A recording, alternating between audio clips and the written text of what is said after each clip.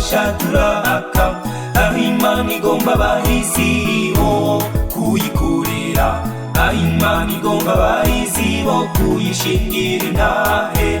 Tugeze mu gihe nk'icyabaganiye, tugeze mu gihe nk'icyabashaturaka aho Imana igomba abahisi bo kuyikorera, aho Imana igomba abahisi bo kuyishingira intahe. Iki gihe gikenewe nk'abahisi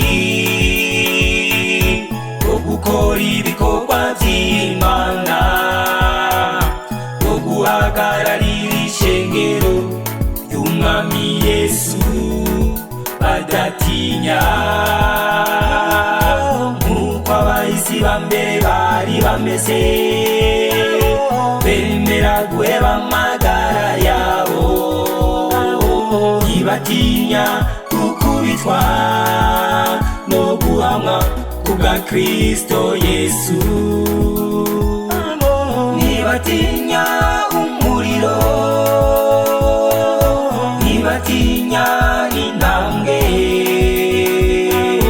ntibatinya amabohero no kubura buswa kwa buri munsi.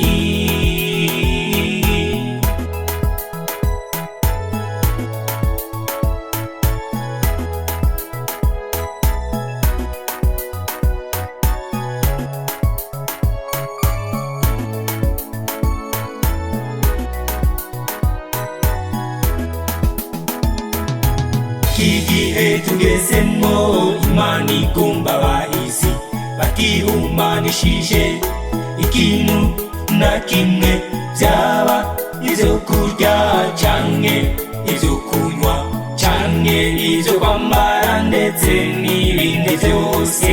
Iki gihe tugezemo Imana igomba abahisi batihumanishije ikintu na kimwe, byaba ibyo kurya canke ibyo kunywa canke ibyo kwambara ndetse n'ibindi byose. Iki gihe gikenewe nk'abahisi bo gukora ibikorwa by'Imana, bo guhagararira ishengero ry'Umwami Yesu badatinya, nk'uko abahisi ba mbere bari bameze, bemera guheba amagara yabo, ntibatinya gukubitwa no guhamwa kubwa Kristo Yesu, ntibatinya umuriro, ntibatinya intambwe, ntibatinya amabohero no kubura buswa kwa buri munsi.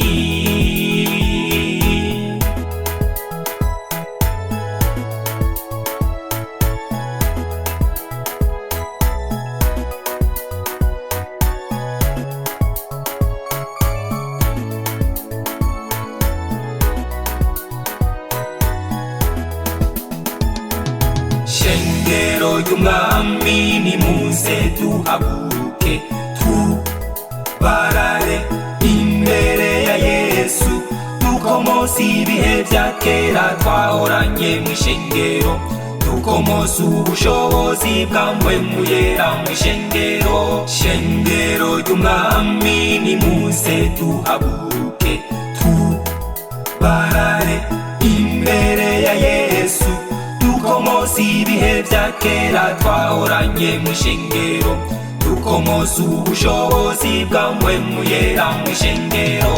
Iki gihe gikenewe nk'abahisi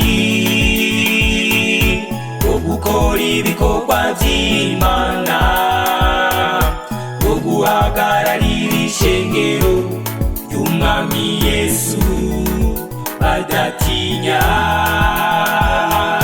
nk'uko abahisi ba mbere bari bameze, bemera guheba amagara yabo, ntibatinya gukubitwa no guhamwa kubwa Kristo Yesu,